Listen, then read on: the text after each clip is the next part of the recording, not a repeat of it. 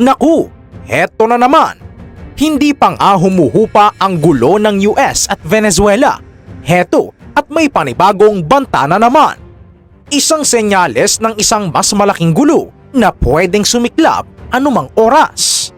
Sa Middle East, nagdeklara na ang Iran. Handa silang lumaban at magpaulan ng mga missiles kung aatake ang Amerika o ang Israel. Oo, hindi lang yan. Sa loob mismo ng Iran, nagkakagulo na ang mga tao.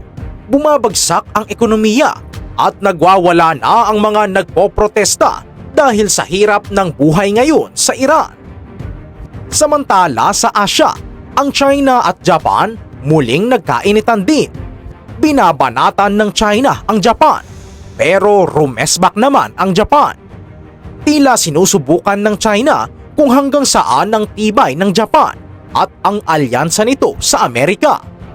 Ano ito? Panoorin ang buong video. Diretsuhin na natin. Ayon sa Foreign Minister ng Iran na si Abbas Araghchi, fully prepared o handang-handa na ang kanilang bansa na harapin ang anumang sitwasyon ng digmaan. Sinasabi nila na kung ang Israel o ang United States ay susubok na umatake muli sa kanilang teritoryo o sa kanilang mga pasilidad, hindi sila mag-aalinlangan na gumanti ng mas malakas. Tandaan nyo, matagal nang mainit ang mata ng Iran sa Israel. Ilang beses na silang nagpalitan ng missile nitong mga nakaraang buwan. Pero iba ang tono ngayon. Mas matigas, mas desperado. Bakit? Dahil nararamdaman na ng Iran na naiipit sila. Yes, mga kahistoryador. Ayon pa sa mga report, partikular na binabantayan ng Iran ang mga galaw ng Amerika. Alam nila sa ilalim ni Trump, posibleng mas humigpit ang panggigipit sa kanila. Kaya ang strategy nila ngayon ay unahan sa takot ang US. Pinapakita nila na may kakayahan silang manakit pabalik para magdalawang isip ang mga kalaban nila. Pansinin nyo ito. Sinasabi ng Iran na handa silang ipagtanggol ang kanilang nuclear facilities. Ito ang pinakasensitibong usapin. Kapag ang nuclear program na ang pinag-uusapan, ito ay usapan na ng armas na kayang bumura ng syudad. Sabi ng Iran, karapatan daw nila ito. Pero para sa Israel at US, ito ay banta sa kanilang kaligtasan. Kaya naman ang sabi ng Iran, anumang miscalculation o maling tansya ng US at Israel ay pwedeng magdulot ng malawakang sunog sa buong rehiyon. Hindi sila aatras. Ito ang mensaheng gustong iparating ng Tehran sa buong mundo. Pero teka lang, mga kahistoryador. Akala nyo ba ay buo ang suporta ng mga tao sa gobyerno ng Iran? Diyan kayo nagkakamali. Habang naghahamon ng giyera ang mga lider nila sa labas, sa loob naman ng Iran ay nagkakagulo. Alam nyo ba na sumiklab ang malulupit na protesta sa iba't ibang syudad sa Iran? Ang dahilan, sobrang hirap ng buhay. Isipin nyo, ang pera nila, ang riyal, ay halos wala ng halaga. Bumabagsak ang value nito araw-araw. Ang presyo ng bilihin, abot langit. Tapos, dagdagan pa ng walang tigil na brownout o power outage. Walang kuryente, walang pera, walang trabaho. Sino ba naman ang hindi magwawala? Ang mga tao sa Iran galit na sa gobyerno nila. Ang isinisigaw nila sa kalsada ay hindi kamatayan sa Amerika, kundi reklamo sa sarili nilang mga lider na inuuna pa ang paggawa ng missile at pagpopondo sa mga grupo sa ibang bansa kaysa pakainin ang sarili nilang mamamayan. Kaya dito pumapasok ang delikadong senaryo. Kapag ang isang gobyerno ay humihina dahil sa galit ng sarili niyang tao, ano ang ginagawa nila? Madalas, gumagawa sila ng gulo sa labas. Naghahanap sila ng kaaway. Ginagamit nila ang giyera para makuha ulit ang suporta ng tao. Tila ramdam ng Iran kung gaano kabagsik ang US. Alam ng Iran na ang estilo ni Trump ay maximum pressure. Ibig sabihin, lalo silang sasakalin sa ekonomiya. Kaya bago pa man mangyari yun, nagpapakita na sila ng pangil. Gusto raw nilang iparating na kahit nagugutom ang tao nila, may bala pa rin ang kanilang mga baril. Samantala, sa kabilang panig, sa pagitan ng China at Japan, matindi rin ang tensyon. Binanatan ng China ang Japan. Naglabas ang China ng bagong patakaran na naghihigpit sa pag-export ng mga critical materials papuntang Japan. Ito yung mga materyales na kailangan para gumawa ng high-tech na gamit. Bakit ito big deal para sa Japan? Alam nyo ba na ang mga materyales na ito ay hindi lang pang cellphone? Ito ay ginagamit para sa military equipment. Kailangan ito ng Japan para sa kanilang defense industry, para sa mga radar, missiles at eroplano. Kaya naman rumesbak ang Japan. Galit na galit ang Tokyo. Sabi nila, ang ginagawa ng China ay pananabotahe.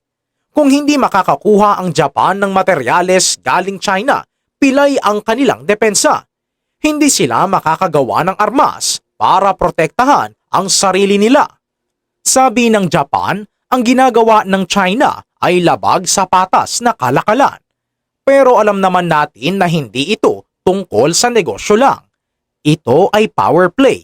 Gustong ipakita ng China na hawak nila sa leeg ang Japan pagdating sa raw materials. Mga kahistoryador, bakit ba ito ginagawa ng China ngayon? Simple lang. Sinusubukan ni Xi Jinping ang Japan at ang Amerika.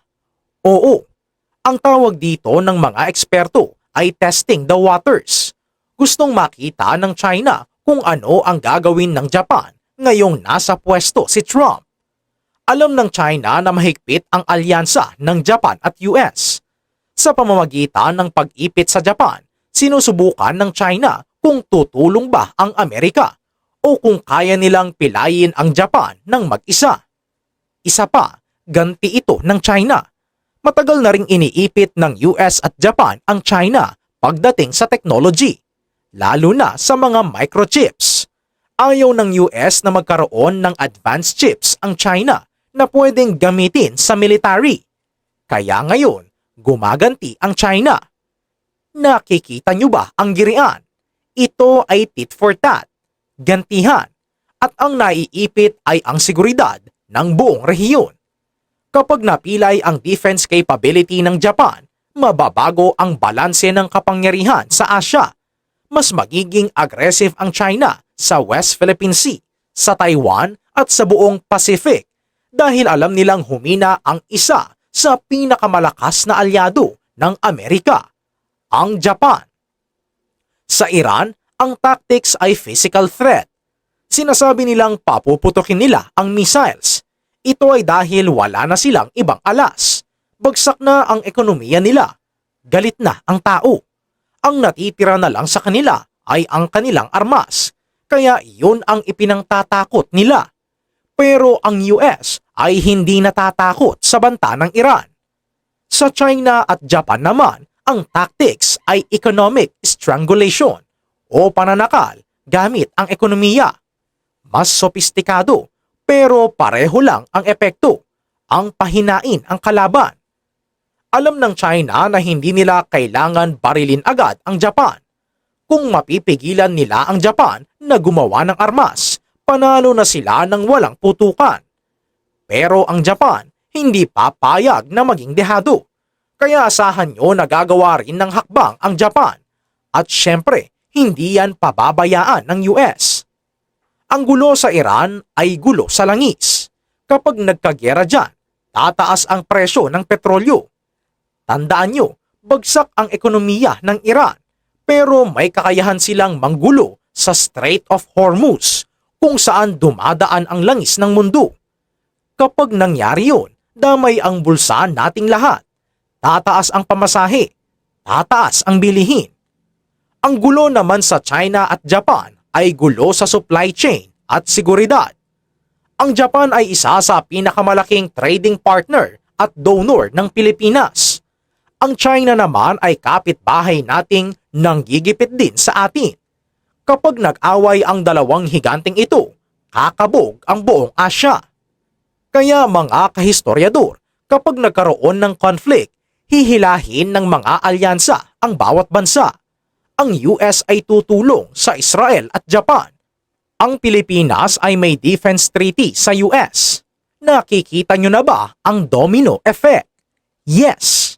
Kaya naman ang mga kaganapang ito ay dapat nating bantayan ng maigi. Ang bawat salita ni Abbas Araghchi ng Iran, ang bawat export ban ni Xi Jinping ng China, at ang bawat resback ng Japan at Israel, lahat yan ay mga piyesa sa isang malaking laro ng chess na pwedeng mauwi sa totoong digmaan. Ang mundo ngayon ay napaka-delikado na. Isang maling sindi, isang maling galaw, pwedeng sumiklab ang digmaan. Ang Iran, China, Japan, Israel at US nagtutulak sa mundo sa bingit ng kaguluhan. Mga kahistoryador, ano ang masasabi nyo dito?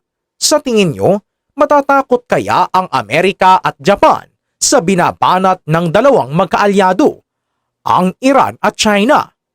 I-comment sa ibaba ano ang masasabi nyo para malaman din namin. Maraming salamat!